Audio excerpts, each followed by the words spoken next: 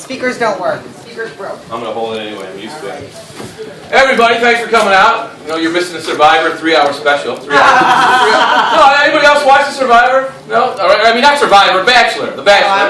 No, nobody watches the Bachelor? All right, someone. Before I don't have cable, I watch gay shit like that. I'm sorry. But it feels like an exercise in futility. Seriously, are any of these yuppie assholes still happily together? It seems like they all get divorced or they don't even make it to the wedding. It'd be like if whoever won Survivor didn't get to keep $1 million. It'd be like, I want these hours of my life back. It's like, that would mean like all these hours I've spent watching the show is just a waste of time. And that's just unacceptable to me.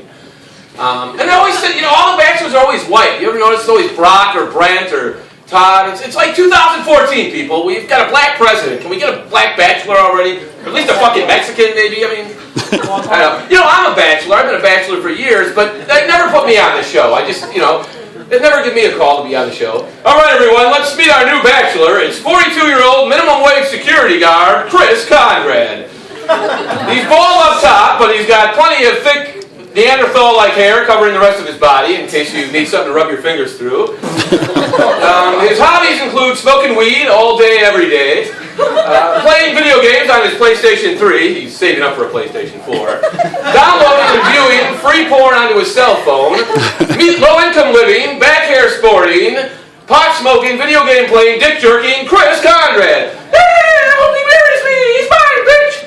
But every time I try to do a female impersonation, it comes off like Mickey Mouse or Marge Simpson. I gotta work on that. No, but seriously, they never put me on the show. And then there's the Bachelorette, which is the woman looking for the husband. They never put me on that either. Seriously, it's like, all right, Lauren, you've got 50 men here vying for your hand in marriage. What do you think? It's pretty exciting. Oh, it's very, very exciting. Is there any of these bachelors you're not quite feeling? Maybe Kris. There's just something about Kris. I bet the guy. I know what you mean.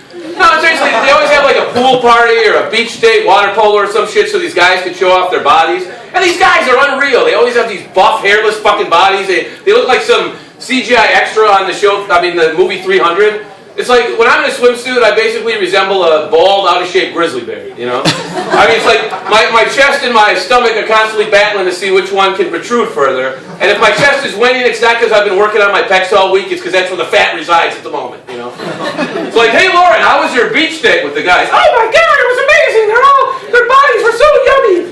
Except for Kris. He really could stand a trip to the gym. And the tanning booth, and an electrolysis center, and why the fuck is he even on the show? I have no idea. No, seriously, I realized that these reality shows were really just a big load of shit when they had the hometown date, and I'll explain this to anybody who has cable or a life and hasn't seen it, but it's like the Bachelor's down to 4 women and he brings them home to meet the family.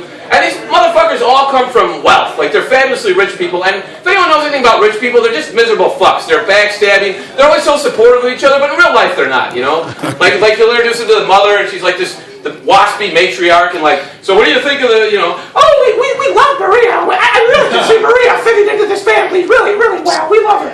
And you just know that, like, behind the scenes, the mother's like, listen, Brent, there's no fucking way you're marrying a Mexican. Like, Ma, look, calm down, she's Italian, Wait, we'll have the Sopranos over for Christmas. Who's bringing the fucking horse in? I don't think so. Yeah, that's the reality, really reality. Anyway, I think that's my time, so thanks everybody, and enjoy this awesome winter weather. Where's Leah? Oh, next is, give it a hand for Leah Berman, who's probably the only open mic going in this way. I am the only open. Awesome. Down.